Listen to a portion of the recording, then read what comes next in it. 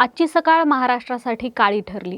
राज्याचे उपमुख्यमंत्री अजित पवार यांच्या विमान अपघातात झालेल्या दुःखद निधनाने महाराष्ट्र हादरून गेलाय। ज्यांना राजकीय आणि सामाजिक कामातून आपण ओळखत होतो त्यांची अशी अचानक एक्झिट जर सामान्य माणूस म्हणून आपल्याला हेलावून टाकत असेल तर विचार करा, ज्या माऊलीने त्यांना जन्म दिला तिची अवस्था काय झाली असेल। अजितदादांच्या मातोश्री आशाताई पवार या त्यांच्या फार्म हाऊसवर राहतात।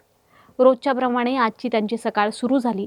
घरातील स्टाफ 7:30च्या सुमारास त्यांच्या नाश्त्याची व्यवस्था करत होता। घरात टीव्ही सुरू होता। बातम्या ऐकत आशाताई सकाळची नित्याची कामे करत होत्या।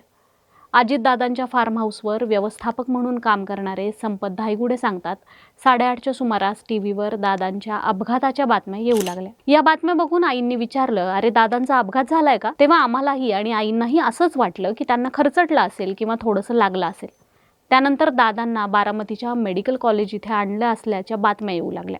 त्यावेळी मात्र आम्ही घरातील टीव्हीचं केबल कट करून टाकलं, जेणेकरून आशाताईंना पुढच्या बातम्या दिसू नयेत। आम्ही त्यांना सांगितलं की घरातील टीव्ही बंद पडलाय आणि त्यांचा फोन देखील आम्ही फ्लाईट मोडवर टाकला।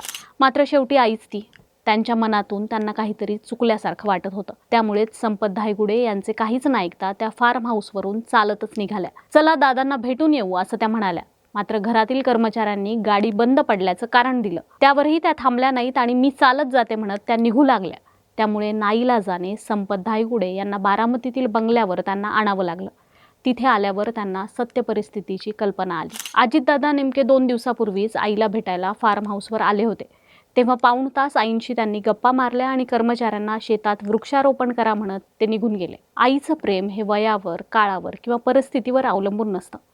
मूल लहान असताना जसं ती रात्रंदिवस जागून त्याची काळजी घेते, तसंच ते मूल मोठं झाल्यावरही तिचं मन त्याच्या भोवतीच फिरत असतं। मूल चालायला शिकतं, स्वतःचे निर्णय घ्यायला लागतं, दूर कुठे राहायला जातं, तरीही आईच्या मनात तोच लहान जीव असतो। थोडा घसरला तरी काळजी वाटणारा, थोडा उशिरा घरी आला तरी डोळ्यात पाणी आणणारा। जगाला मूल किती मोठं वाटलं तरी आईसाठी ते कायम तिचंच बाळ असतं। कारण आईचं प्रेम हे बदलत नाही, ते फक्त अधिक खोल, अधिक निस्वार्थ होत जातं। उतार वयात आपला मुलगा गमावणं हे दुःख केवळ त्याच समजू शकतात। महाराष्ट्राने एक नेता, हरहुन्नरी राजकीय धुरंधर गमावला असेल, मात्र एका आईने 9 महिने पोटात वाढवलेला तिचा अंश गमावलाय। ते दुःख कोणत्याही पारड्यात तोलण्यासारखं नाहीये।